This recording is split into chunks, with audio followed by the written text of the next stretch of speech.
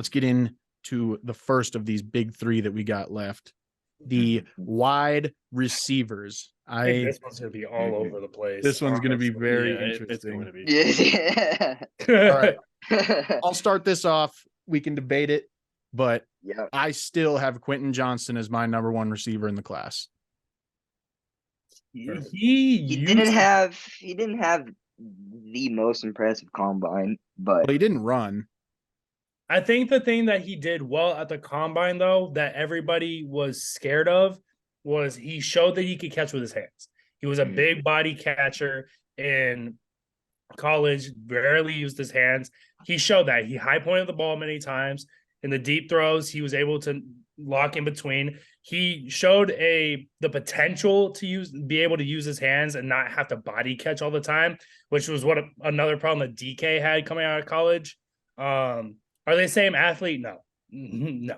But I think Quentin Johnston also scared, but it was intriguing due to this fact of like he came in a few inches shorter than everybody thought he was. He came in right under 6'3". Everybody thought he was going to be minimum 6'4", 6'5". Yeah. But I think that says a lot to how big he plays. So honestly, still love him as a prospect, but he's dropped for me. He used to be my number one. He's my number 3 now. I think my one easily is Jackson Smith-Njigba. He's grown on me. He went from like my number 4 to my number 2. Yeah, I love Jackson Smith. It sucks that he didn't play last season, but he's still probably the best route runner in the top few talents. Will he probably play mostly out of the slot? Yes. He's probably not going to be an outside type receiver for the majority of his career, but I don't think that's a bad thing. A lot of people have had a lot of success in the slot. I mean, we just recently saw it with Cooper Kupp having a triple crown. Yeah. He did most of his production out of the slot. That's not a knock to a receiver. That's where you thrive. And if a team can see that and understand that, they're going to put you there. He also excels as a run blocker, which I love. Anytime a receiver is willing to be a blocker, especially downfield, give him to me. So he's my number one by far. With JSN, something that really stands out and goes to show, like I think this translates to how good of a route runner he is. He dusted the field in the 3-cone and the 20-yard shuttle. In the 3-cone drill, he had a 6.57, and the next closest guy was a 6.85. And then in the 20-yard shuttle, he had a 3.93, and the next closest guy was a 4.12. So and I love that. He really showed out in those two fields. Obviously didn't run the 40, as well as Quentin Johnston. They both didn't run the 40, but JSN is rising. Yeah, I'll give JSN a bit more slack for not running his 40 than Quentin Johnston. He was nursing a hamstring injury pretty much all year. Didn't really want to. That's why I didn't play. So kind of protecting his stock a little bit there. Which is smart, honestly. I think smart. I think I'm with you, Dimaj. I think JSN's still my clear-cut number one. For every single reason that you brought up. I mean, there's things that he does that a lot of people can't do in this class, and that's being that dominant downfield run blocker that it's so hard to find in a receiver nowadays. Most of the time, they'll just run off the cornerback, and then once the play's away from them, they just stop and they just go and watch instead of beelining it to try to make that extra, give that extra effort and spring the play loose if it needs it. And for my number 2, a lot of people had him drop just because of his numbers aren't good. And I know it's biased. I don't give a fuck, but Jordan Addison is still football fast. His 40 time wasn't great. And all of his cones were, middle of the pack or whatever. But he still plays so dynamically when it comes to actual football speed and getting the ball and finding a crease and making a play when it needs to happen. He'll go up and high pointed even though he's not, the biggest guy, but he'll still be my 2. And I mean, even though his numbers, again, like I said, weren't great, I mean, film doesn't lie when it comes to football and being a receiver. And I think that's where he'll be able to really thrive when it comes to understanding that the combine really isn't how everything is supposed to play out.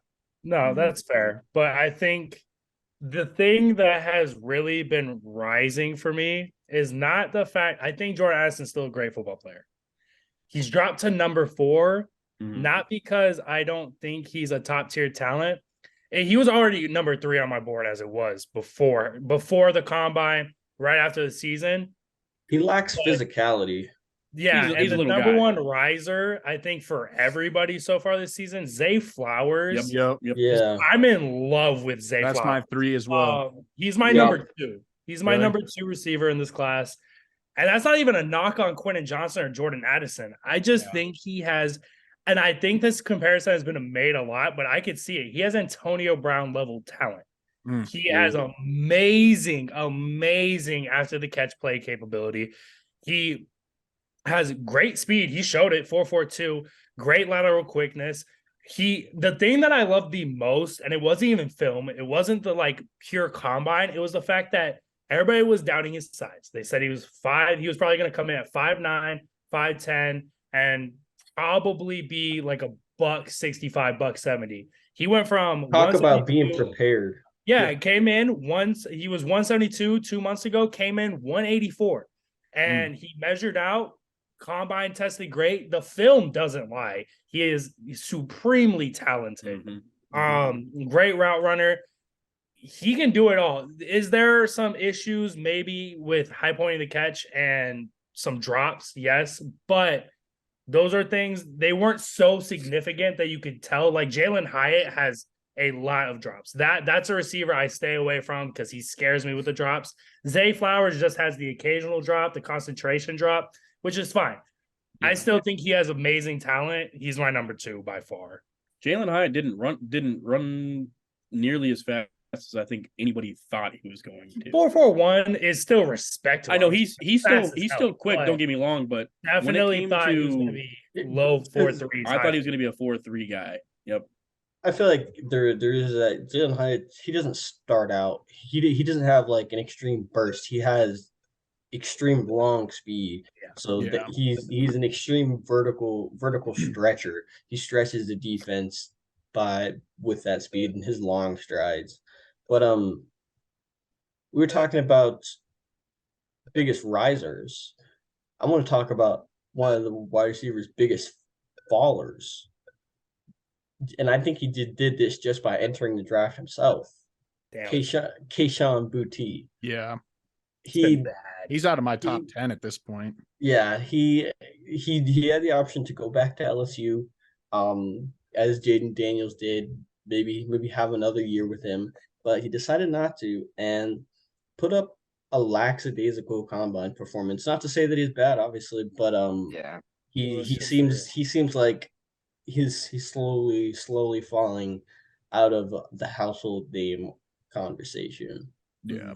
You went from somebody people thought as potential top 3 receiver in the upcoming draft, and even last year thought he could be a number 1 receiver, but now he's out of people's top 10s, out of almost top 15s. There's a lot of receivers I would take over him at this point.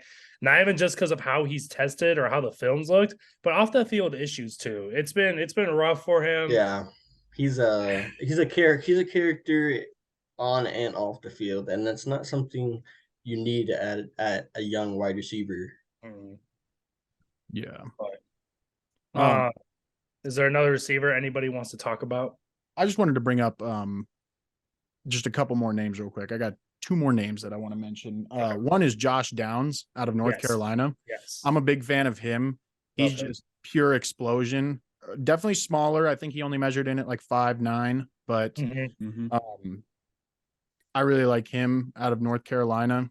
Yep. You know, obviously like he was running that vertical offense with Drake May last year.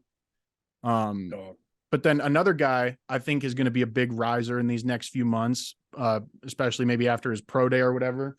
Bryce Ford Wheaton out of West Virginia.